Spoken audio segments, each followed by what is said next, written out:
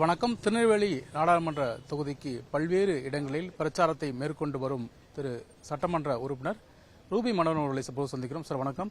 இந்த தொகுதி மூலம் சுற்றி வளர்க்கணும் எப்படி சார் இருக்கு? தொகுதி நல்ல எழுச்சியாக இருக்கிறது. நிச்சயமாக எங்களுடைய வேட்பாளர் ராபர்ட் அவர்கள் அதிகமான வாக்கு வித்தியாசம் வெற்றி பெறுவார். காங்கிரஸ் கட்சி வேட்பாளருக்கு இந்த தொகுதி மக்கள் வாக்களிக்க வேண்டிய தேவை என்ன சார் இருக்கு?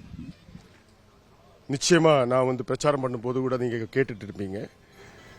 கடந்த 10 ஆண்டுகளாக இந்த கிராமத்தில் இருக்க மக்களுக்கு அவங்கள்ட்ட என்ன கேட்டாலும் இல்லைன்னு தான் பார்த்தோம். அவங்க பலவிதமான வாக்குறுதிகள் கொடுத்தாங்க. 15 லட்சம் கொடுக்குறேன்னு சொன்னாங்க, வேலை வாய்ப்பு கொடுக்கும். இந்த கிராமத்தில் நானும் ஒவ்வொரு கிராமத்தில் போகும்போதும் எதை பேசுறோனோ இல்லையா, அந்த கிராமத்தில் யாருக்காவது 10 ஆண்டுகளாக வேலை வாய்ப்பு கிடைச்சிருக்காங்கன்னா எந்த இளைஞர்களுக்கும் வேலை வாய்ப்பு கிடைக்கல. விவசாயம் ஒண்ணுமே இல்லை அவங்களுக்கு. அந்த ஒரு வாழையை அவங்க பயிரிட்டு கொண்டு வரும்போது ஒரு 200லேருந்து 250 ரூபா ஒரு செலவாகுது. ஆனால் அதை விற்பனைக்கு போகும்போது அந்த 250 கூட பல இடத்துல கிடைக்கும். ஏன்னா இங்க விவசாயம் தான் முக்கிய தொழில், வேற தவிர வேற ஒன்றும் இல்லை. வானம் பார்த்த பூமி, அந்த பகுதியில் வாழையும் நெல்லும் தான் வைக்கிறாங்க. அந்த வகையில் விவசாயம் செய்கிற மக்களுக்கு எந்த விதமான ஒரு முன்னேற்றமும் இல்லை. மக்கள் அப்படியே தான் இருக்காங்க. அதனால அவங்களுக்கு சில குறைகளை சொல்றாங்க, தோடு சாலைகள் அதெல்லாம் சொல்றாங்க. அதெல்லாம் நாங்க சரி பண்ணி கொடுத்துட்டு இருக்கோம். இருந்தா கூட அந்த ஒரு வளர்ச்சியை நோக்கிய ஒரு இது இல்லை. இதை அவங்க நல்லா புரிஞ்சிருக்காங்க. இன்னைக்கு முன்ன மாதிரி இல்லை. எல்லா பிள்ளைங்களும் நல்லா படிச்ச பிள்ளைங்களா இருக்காங்க. அவங்களுக்கு தெரியுது நாட்டில் என்ன நடக்குதுன்னு சொல்லிட்டு. 10 ஆண்டுகளா மத்திய அரசு நம்மளை வஞ்சிச்சிட்டு இருக்குது, நமக்கு கிடைக்கிறது இல்லை. அதனால பாராளுமன்ற இந்த தேர்தல் மிக முக்கியமான தேர்தல். இந்தியா கூட்டணியை வெற்றி பெற செய்யணும். இந்தியா கூட்டணி வந்தாதான் நம்முடைய நாட்டில் ஒரு மாற்றம் வரணும். தமிழகம் வஞ்சிக்கப்படுது. தமிழ்நாட்டை நம்ம நிச்சயமா நம்ம ஒரு வளர்ச்சி பாதைக்கு எடுத்துட்டு போகணும்னு சொன்னா நம்ம கை சின்னத்துக்கு வாக்கு போடணும். இந்தியா கூட்டணி ஜெயிக்கணும்ன்றத கிராமத்தில் இருக்க சாதாரண மக்கள் கூட புரிஞ்சிட்டு இருக்காங்க. அது மட்டும் இல்ல, அவங்க வாட்ஸ்அப்ல வரும்போது போட்டு பாட்டுறாங்க. எல்லா இந்த மைசான அம்மாவுக்கு கூட இன்னைக்கு எங்க தலைவர் ராஜீவ் காந்தி மூலமா போன் கைவில் வச்சிருக்காங்க. அவங்க எல்லாம் இந்த மணிப்பூர் எல்லாத்தையும் பாக்குறாங்க. மணிப்பூர்ல என்ன நடந்தது, சாதாரண ஒரு விஷயம், 2 ஜாதிகளுக்குள்ள ஒரு மோதலை இவ்வளவு தூரம் ஒரு பெரிய இதுவாக்குறது. ராகுல் காந்தி வரல, இந்த மோடி வரல அப்படின்ற ஒரு செய்தி மிகப்பெரிய செய்தி. அது மட்டும் இல்ல, திருநெல்வேலியில மிகப்பெரிய தண்ணி வந்தது. 100 ஆண்டுகள் இல்லாத மிகப்பெரிய மழை பெஞ்சு ஒரு தண்ணி வரும்போது மோடி வரல, வராம இருந்தது கூட பரவாயில்ல, அவர் தமிழகத்துக்கு 1 ரூபாய் கூட உதவல அப்படின்ற ஒரு செய்தி இந்த மக்கள், திருநெல்வேலி மக்கள்கிட்ட, பெரிய திருநெல்வேலி மக்களும் கிடையாது மட்டுமல்ல தூத்துக்குடி மக்களுக்கும் அந்த ஒரு பெரிய செய்தியா இருக்கு.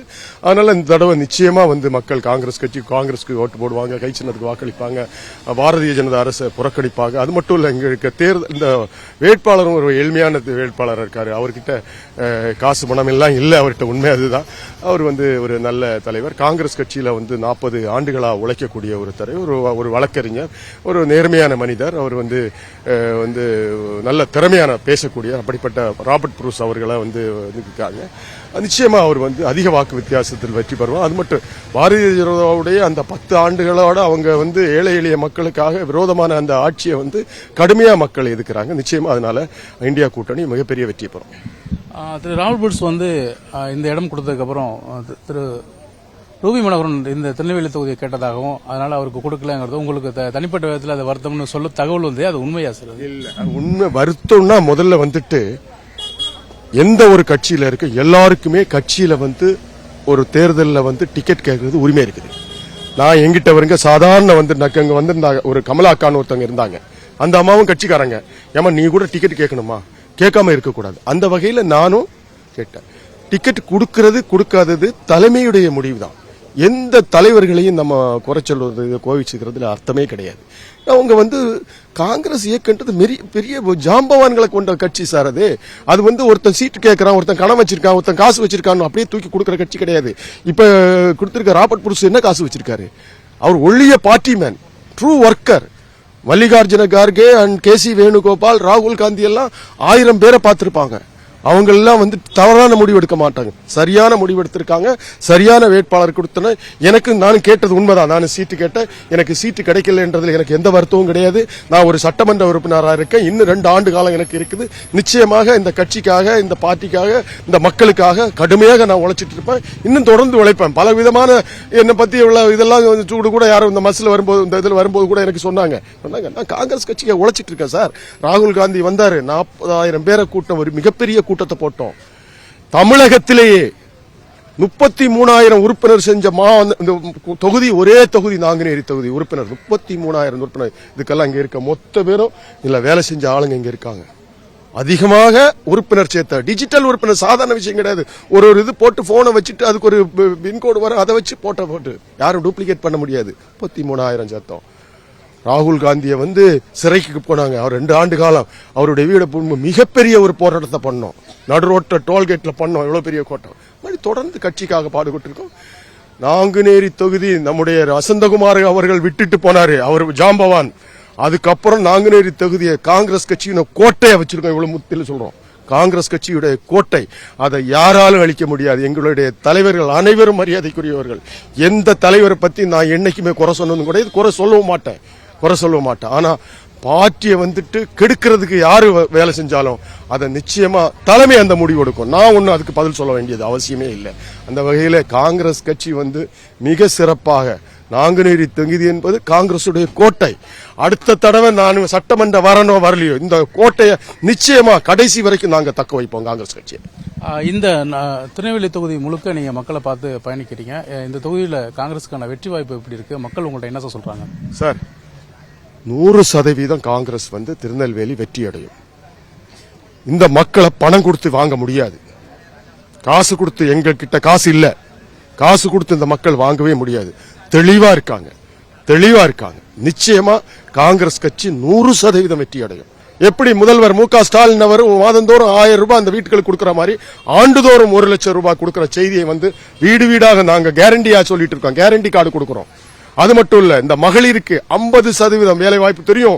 10 ஆண்டுகளாக பிஜேபி அரசு நான் போற கிராமத்துல எல்லாம் ஒருத்தருக்காவது வேலை கிடைச்சதா நான் கேட்டுட்டு இருக்கேன். ஆனா ஒருத்தர் கூட இது வரைக்கும் சொல்லல. 2 கோடி பேருக்கு வேலை கொடுக்கறேன்னு சொன்னாங்க. ஒருத்தர் கூட எங்க கிராமத்துல நாங்குநேரி தொகுதியில ஒருத்தர் கூட மத்திய அரசுல இந்த ஒரு வேலை கூட கிடைக்கல. ஆனா ராகுல் காந்தி சொல்லியிருக்காரு, இந்த இளைஞர்கள், படித்த இளைஞர்கள் 25 வயது வரைக்கும் ஆண்டுதோறும் 1 லட்சம் ரூபாய் என்ற மிகப்பெரிய திட்டத்தை அதையும் நாங்க வீடு வீடா சொல்லிட்டு இருக்கோம். மகளிருக்கு இந்த வேலை வாய்ப்பில் 50% உறுதியை சொல்லியிருக்காது, அதையும் நாங்க ஒவ்வொரு வீடு வீடா சொல்லிட்டு இருக்கோம்.